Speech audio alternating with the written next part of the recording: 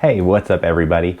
So today we are going to get outside for a run. I've got a cool pair of shoes that I found for a great deal. We'll go take our first test run in them, see how they feel. I'm hoping that they're going to be a good pickup for some of the daily miles and even our long runs as we get into the Chicago Marathon training block. And on top of that, I'll explain some more later, but I need some help picking one of my tune-up races for later at the end of the summer, early fall. That'll get us really set up well for the Chicago Marathon. So I want to talk about that, put some ideas out there, and really get some ideas from all of you so you can help me pick my next race. But before we do that, found this pair of Saucony Triumph 19. I've never personally worn these shoes myself, but they were on a table at Jackrabbit from our last group run with Believe in the Run and Asics, and it was just a $50 table. So they had my size. It's this particular colorway, I guess, for Jackrabbit itself, and Jackrabbit kind of became Fleet Feet for the New York Running Company. So I was able to get this brand new Triumph 19 for 50 bucks. We'll take them outside, and like I said, I'm thinking they might be a good long run shoe for the Chicago Marathon training block, and also just a good shoe for some daily mileage. So we'll see how that goes. Let's get outside, put them to the test, and then I'll come back in, and like I said, I'll explain more about what I need from you in picking my next race.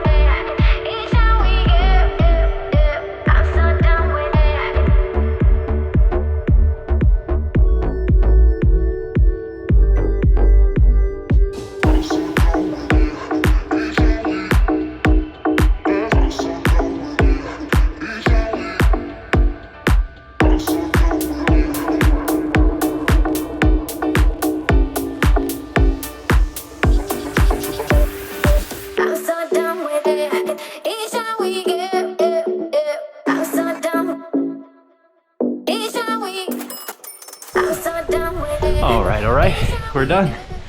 Nice and easy little run. Let's get back inside. Whew. Just some strides.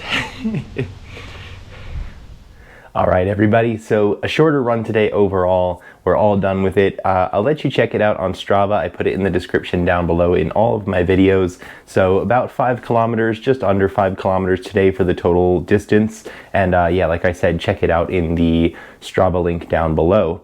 Now, as far as this Saucony Triumph 19, I really like it. I'm not going to even bother doing an initial review at this point. I'm definitely going to get this up to, you know, a decent amount of mileage where I can do a full review on it, but I can tell this is going to be a workhorse. There's tons of outsole rubber, as you'd expect in any of the, you know, again, like daily trainer or workhorse shoes from Saucony, from Mizuno, from Asics, any of those, you know, daily trainers, again, that are just a little bit beefier.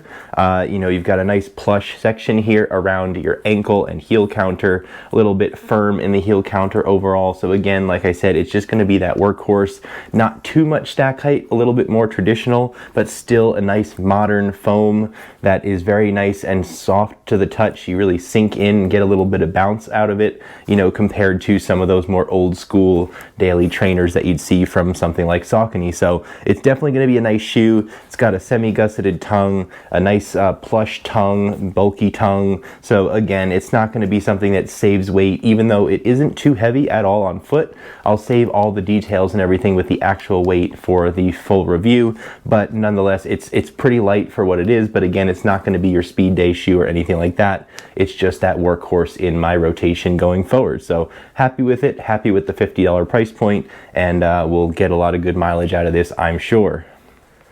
So basically, as a part of my Chicago Marathon training block, on either September 10th or September 11th, I'm going to be doing a 100-minute marathon pace effort.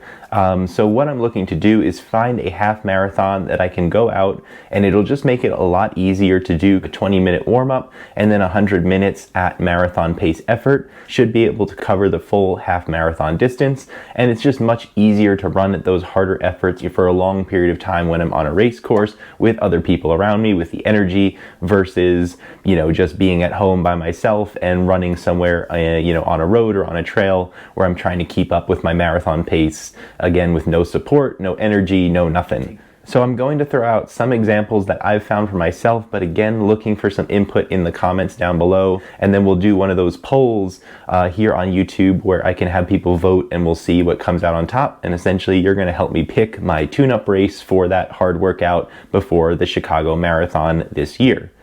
So the first one that I found is on September 10th, the Saturday, and it is the Maple Leaf Half Marathon in Manchester, Vermont.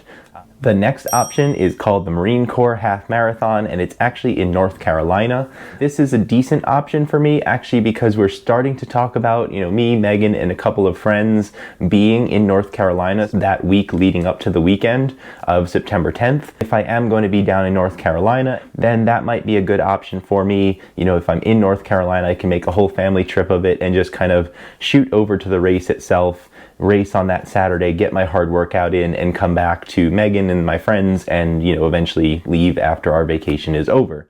Next, we have the Gulf Beach Half Marathon, which is in Milford, Connecticut. I could just, again, drive over probably the morning of for this Gulf Beach Half Marathon in Milford, Connecticut. Really simple for me. If you have other ideas that you're not hearing on this list, please do let me know, because I'm interested in, really any kind of fun half marathon that I can get this hard workout in. Again, September 10th or September 11th.